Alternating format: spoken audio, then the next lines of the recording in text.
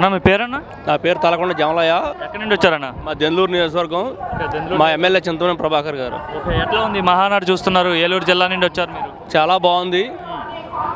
ఇది లోకేష్ గారి నాయకత్వంలో జరుగుతున్న మొట్టమొదటి మహానాడు. గత మహానాడులకి భిన్నంగా ఉంది. అన్ని సౌకర్యాలు బాగున్నాయి. చాలా బాగుంది మహానాడు. ఏరియా ప్రాంగణం కానీ, నీట్నెస్ కానీ, వాటర్ అందించే విధానం కానీ, టిఫిన్ అందించే విధానం కానీ, భోజనాలు పెట్టే విధానం కానీ, మొత్తం అన్ని రకాలుగా పార్టీ కార్యకర్తల మీద మా నాయకుడు తీసుకున్న కేరు చాలా అద్భుతంగా ఉంది. ఏంటి మిగతా పార్టీలకి మీ పార్టీకి గొప్పతనం ఏంటి అసలు? మా పార్టీ కార్యకర్తల పార్టీ.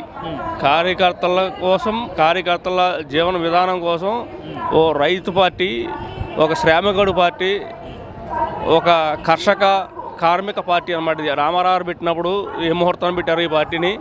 ఇది చాలా అద్భుతంగా ఉంది పార్టీ. కార్యకర్తల కోసం, జనాల కోసం, పేదల కోసం పుట్టిన పార్టీ ఇది. మీరు వైసీపీ వాళ్ళని రెచ్చగొట్టడానికే కడపలో ఈ మహానాడు పెట్టారంటున్నారు. రాష్ట్రంలో మహానాడు ఎక్కడైనా పెట్టుకునే ఉంది. కడపలో పెట్టడం ఏంటి? కడప ఏమన్నా పోయిన మొదటి ఏడాదిలోనే ఈ విధంగా పెట్టడం అంటున్నారు. కడప ఏమన్నా ఒక సొంతమా? వైసీపీ కంచుకోట అంటున్నారు కడప. ఎలా కంచుకోట అవుద్ది? ఏంటి వైసీపీ కంచుకోట? వైసీపీ ఏమన్నా వాళ్ళు సొంతంగా పెట్టిన పార్టీ ఏంటి? కాదు కదా. అది వేరే శివకుమార్ అనేవాడు పెడితే వాళ్ళ దగ్గర లాక్కున్న పార్టీ ఇది. అవునా కదా? ఇంకా వాళ్ళ పార్టీ సొంత పార్టీ ఏంటి? వాళ్ళ గడ్డ ఏంటి? వాళ్ళ సొంత అడ్డా ఏంటి? వాళ్ళ గడ్డ ఏంటి? అయిపోయింది కదా. మొన్న నిన్న వచ్చి 3 వస్తానికి ముక్కు మూలికి ఉంది పార్టీ. అవును కదా. పోయినసారి వైనాట్ 175 అన్నాడు. వైనాట్ 175 అంటే ఆయన కూడా ఉంటుందా ఉండదనే పరిస్థితి ఉంది. ఫస్ట్ రౌండ్ నుంచి కొంతసేపు అలా ఉంటుంది. మరి మీరేమో రాజశేఖర రెడ్డి విగ్రహాలకి వైసీపీ జెండాలు కడుతున్నారు అంటున్నారు. రాజశేఖర రెడ్డి విగ్రహాలకి వైసీపీ జెండాలు కట్టు, టీడీపీ జెండాలు కడుతున్నాం అంటున్నారు. రాజశేఖర రెడ్డి గారి బొమ్మకి మా జెండాలు కట్టుకోవాల్సిన దుస్థితి మాకేం లేదు. అది కార్యకర్తలు సరదాగా కట్టుంటే కట్టుండొచ్చు. కాక అది వెంటనే మా వాళ్ళు అర్థం చేసుకున్నారు. తీసేయడం కూడా జరిగిపోయింది కదా. ఇప్పుడు వీళ్ళు వైఎస్ఆర్ అంటే వైసీపీ విగ్రహాలకి టీడీపీ జెండాలు కట్టారు. రేపు పొద్దున మేము అధికారంలోకి వస్తే టీడీపీ ప్రతి ఇంటికి కూడా వైసీపీ జెండా కడతామంటున్నారు. వాళ్ళు గతంలో 151 వచ్చినప్పుడు అదే ప్రయత్నం చేశారు. వైనాట్ 175 వాళ్ళే వాడారు. అది చివరారు 11 వచ్చింది. ఇంటింటికి జెండా కడతానంటే ఎవడో వీళ్ళకి మళ్ళీ కనీసం ఆ 11 కూడా రావు సార్ వాళ్ళకి. ఏంటి మరి లోకేష్ బాధ్యతలు తీసుకుంటారని చెప్తున్నారు. ఎలా ఉండబోతుంది? లోకేష్ పార్టీని సరిగ్గా నడపగలుగుతారా? అంత సామర్థ్యం ఉందా లోకేష్కి?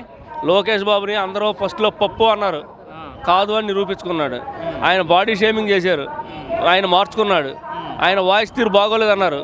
వాయిస్ ఎలా మాట్లాడుతున్నారో చూస్తున్నారుగా. దంచికొట్టుడు అనేది ఎలా ఉందో చూస్తున్నారుగా మీరంతా.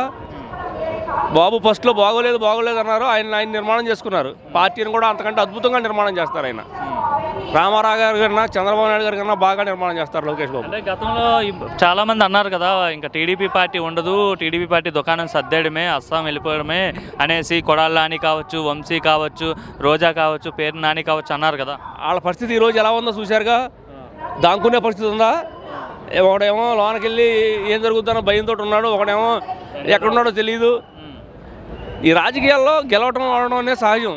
కానీ రాజకీయాన్ని ఆహ్లాదకరంగా ఎవరి పార్టీ కాళ్ళు పని చేసుకోవడంలో తప్పులేదు. కానీ వాళ్ళు వాడిన భాష సభ్య సమాజాన్ని తలదించుకునే విధంగా, ఎవరో తల ఎత్తలేని విధంగా, సభ్య సమాజంలో ఎవరూ మాట్లాడిన విధంగా మాట్లాడారు వాళ్ళు. ఎవరో అంత అసెంబ్లీలో ఏదో మందబలం ఉందని చంద్రబాబు నాయుడు గారిని వాళ్ళు విమర్శించిన తీరు, ఆయన కుటుంబాన్ని మాట్లాడిన తీరు అసలు మా అందరి హృదయాల్లో చాలా బాధ కలిగింది. అది రాజశేఖర రెడ్డి గారిని అభిమానించేవాళ్ళు కూడా వీళ్ళని వ్యతిరేకించారు. ఇప్పుడు మీరు ఏదైతే 11 పార్టీ ఉందో వాళ్ళని కూడా వ్యతిరేకించారు. అది